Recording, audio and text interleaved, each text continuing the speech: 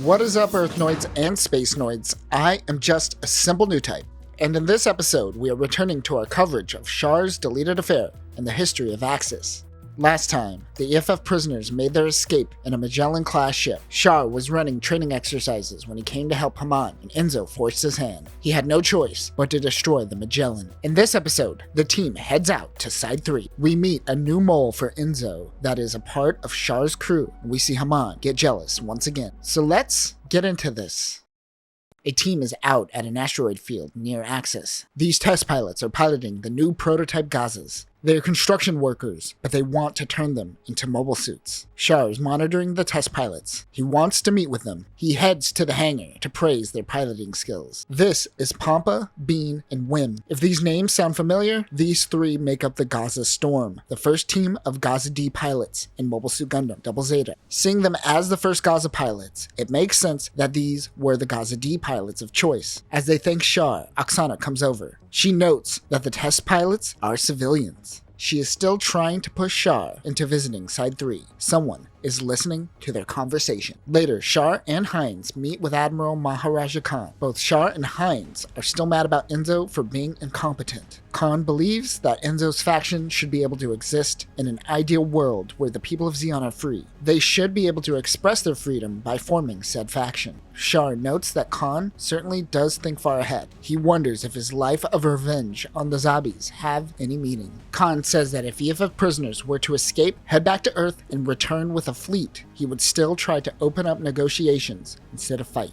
Meanwhile, Enzo is no longer on paid leave and is back at his post. They ordered someone to tail Char and got intel that Oksana is trying to get Char to visit Side 3. Enzo isn't sure of the Admiral's intentions, but he thinks he could use this to his advantage. Haman returns from running training exercises on her Schnee Weiss. Even though she has drastically improved her mobility in this unit, she still thinks that the Psychomu system is too big. Char notes that the Psychomu system in the Schnee Weiss is 1/3 the size of the Elmith. It is small, but it needs to be smaller. They meet with Commander Jürgen Schneider, manager of Mobile Suit Development. With him is Sumari Hongo. She is conducting research on miniaturizing the Psychomu system. She is also familiar with Natalie as they both went to Officers Academy together. Sumari wants to create a Psychomu system that is built internally within the mobile suit instead of attaching it to a backpack. She explains that she also wants to create a smaller bit system that can be stored internally as well. Haman goes to change. As she passes some random common room, soldiers are talking about a rumor that Haman might go to Side 3. In the mess hall, Enzo meets with Commander Michael about the rumor going around about Haman. He wonders if it is too good to be true. He says that if Haman were to rule Axis, it would be beneficial for her. Michael says that even though it is a rumor, maybe they should actually consider it. With the help of Enzo, what began as a rumor became a full-out voyage to the Earth sphere. Of course, Enzo nominated Char to be the captain of the ship. It typically takes more than half a year to return, but they upgraded a Zanzibar to reduce the journey to about 160 days. Char meets with Lamia, one of Minerva's handmaidens. He asks her to be his eyes and ears while he is out on his travels. Oksana meets with the Admiral. Even though we still don't know their motives, it is clear they both want Char to once again become Casseval Rem Daikun. Natalie is also heading out on the voyage. Enzo has a secret mission for her to carry out while on her journey. Char gets a visit from Haman. She wants to know if people respect her or if she is just a Nepo baby getting special treatment. Psst. All third-generation Zeonic Spacenoids are Nepo babies. Char says that she is a value to the people of Axis. She then yells at him, wondering why everyone treats her like a child. She grabs Char's hand and forces him to grab her boobs. I mean, putting someone in an awkward statutory rape situation doesn't really help your argument of not being a child. Also, nice.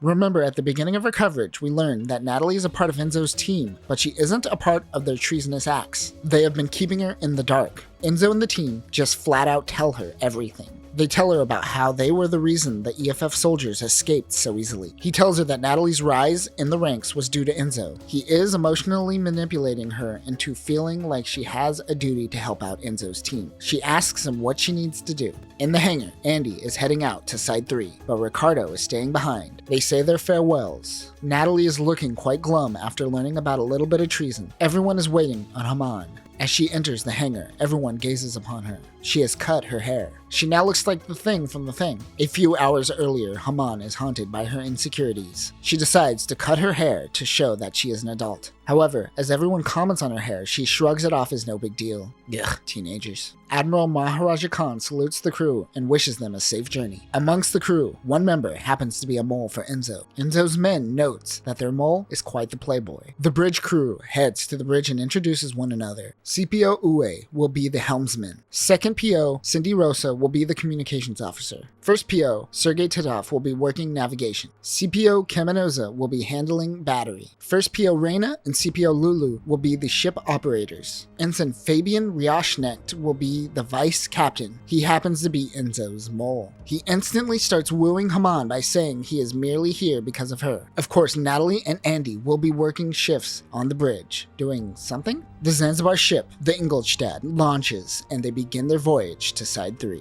December of UC 0082. It has been 85 days since the Ingolstadt departed from Axis. They have finally reached maximum speeds. Andy comes into the bridge to relieve Char of duty, but he wants to let the crew rest. Andy knows that Axis is on his mind. Of course, Char is certain that Enzo had a hand in him leaving to Side 3. Andy calms his mind by saying that the Admiral and Heinz can handle it on their own. Plus, if anything goes bad, Ricardo has a secret key that allows him to send a transmission to their Zanzibar. Char hopes that he doesn't receive such a transmission. He is now relaxed and lets Andy take over on the bridge. Back on Axis, Ricardo is simply over the Axis branded sake. The bartender says that he does have some good stuff from the Earth sphere, but don't tell the other soldiers. I guess the bartender doesn't know that Ricardo is also a soldier. The bartender turns on the TV to a special interview happening with Enzo. Enzo is riling up the people and asking if they don't strike EFF now, then when. Heinz and the Admiral are watching. Heinz is furious, but Khan is still being delusionally optimistic. Of course, he notes that this is a problem because they have no proof that he did anything wrong to begin with. Meanwhile, out in space, a Salamis-class ship, the Hampton, is drifting through space. This is the ship that bailed during the Battle of Axis. Their navigations are broken and they are trying to head to Mars. One man informs the captain that their rations are quite low and 3 men committed suicide to help the other men survive. They are getting quite desperate. That is when the Salamis picks up a Zeon cargo ship. They plan on pillaging the ship in order to survive. Char takes a break and enjoys a midnight meal. Some of the crew members come to talk to him. It is clear that Char is still quite popular amongst the people of Zeon, especially the ladies. Haman notices all the girls gushing over Char and she becomes sad. As she holds back tears, Fabian comes to greet her. He tells her that he was formerly a mobile suit pilot and asked Enzo for a favor on this mission. He shows her his new mobile suit. It is the Kämpfer. Back on the bridge, Andy notices a ship approaching their location. One of the girls in the mess hall informs Char of the situation. He wonders if this is the ship that fled during the Battle of Axis. They wake up everyone. Since Fabian was in the hangar, he is ready to go on standby and is Kämpfer. This mission involves Haman making it to Side 3, so they can't allow her to sortie. Char tells Natalie to take Haman and Oksana to the escape pod just in case. Of course, Haman wants to fight and is trying to ignore orders. EFF realizes that they are ignoring their demands and fires at them, but they are moving too fast. Fabian also wants to go out, but they are moving too fast and they can't slow down, and he might not be able to catch up with them. I mean, if it took you 85 days to reach those speeds, I wouldn't want to slow down either. It seems the Salamis is in their path. At these speeds, they are going to crash. The Zanzibar uses their vernier thrusters to avoid crashing with the EFF ship. It is a close call. The Zanzibar makes contact with the Salamis. Natalie informs him of a leak in the thrusters. If that ignites, they will explode. Char lets Fabian go out and investigate. He realizes that the ship is going to have to completely remove the thruster. Fabian is able to rip it off the ship, but he is still attached to the thruster. It explodes. They think that Fabian also exploded. They lose communication with him. Natalie begins sweeping the area.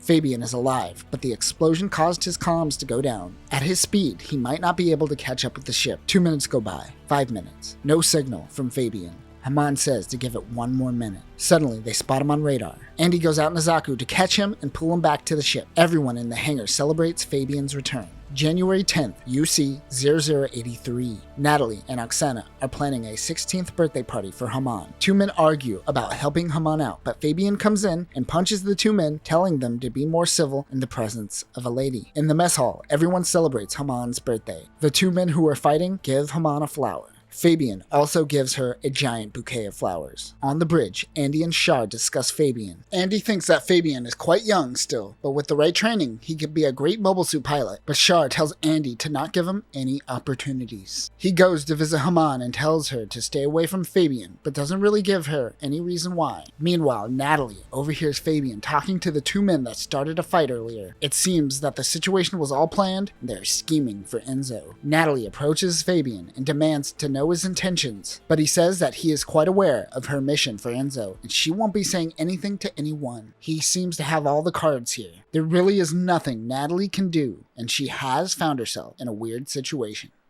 And that will do it for this episode. We have finally made it to UC0083 and have left Axis. We are still seeing scheming happening behind the scenes as everyone makes their moves. Will Natalie allow Enzo to walk all over her? Next time, we will see what Natalie's secret mission for Enzo actually is. And remember the Axis remnants who are involved during Operation Stardust? Well, we learned that this was actually Enzo's doing. But that will do it for now, new types. Remember, if a miner forces you to touch their boobs, run away. That's a lose-lose situation. Peace.